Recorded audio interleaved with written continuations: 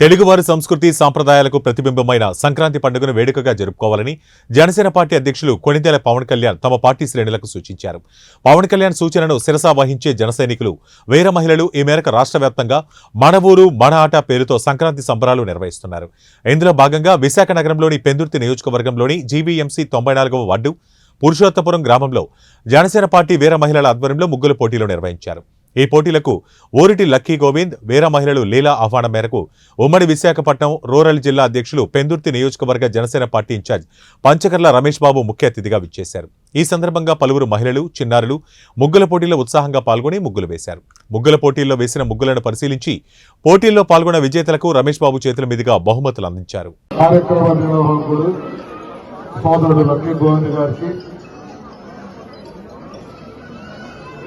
స్థానిక కార్పొరేటర్ సోదరుడు పల్ల శ్రీనివాసరావు గారికి, ఏదైతే జనసేన ఈ కార్యక్రమం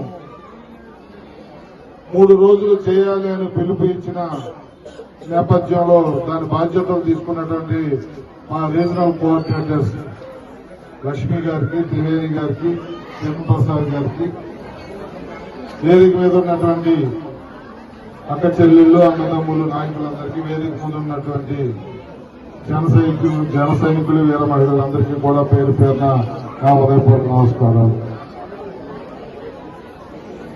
పార్టీ పిలుపు మేరకు చేసినప్పటికీ గత 3 సంవత్సరాల నుంచి కూడా ఈ కార్యక్రమం చేస్తున్న లక్కీ గోవింద్ పార్టీ పిలుపొందుకుని ఈ రాష్ట్రంలోనే మొదటి కార్యక్రమం చేసిన వ్యక్తిగా ఈ రోజు కుదుర్చాడనే దాంట్లో నాకు ఏమాత్రం అనుమానం లేదు. ఒక చక్కటి వాతావరణంలో అది పార్టీ ఏదైతే పిలిపించిందో దానికి అనుగుణంగా ముగ్గుల పోటీలు అయితేనేమి, కోలాటాలైతేనేమి, తప్పటి గుళ్ళు అయితేనేమి, ఇలాంటి సాంస్కృతిక కార్యక్రమాలతో ఒక పండుగ వాతావరణాన్ని 3 రోజుల ముందే తీసుకొచ్చిన మమ్మల్ని ఎక్కడికో గత 2 గంటల నుంచి మమ్మల్ని ఎక్కడికో తీసుకెళ్లిపోయిన లక్కీ గోవింద్కి మనస్ఫూర్తిగా ధన్యవాదాలు తెలియజేస్తా ఉన్నాం. ఉల్లాసపరచడం, రాబోయే రోజుల్లో మీకు మంచి జీవితం రాబోతుందని చెప్పి మీకు తెలియజేసే ఆలోచనే ఈ ఆటపాట యొక్క ఉద్దేశం.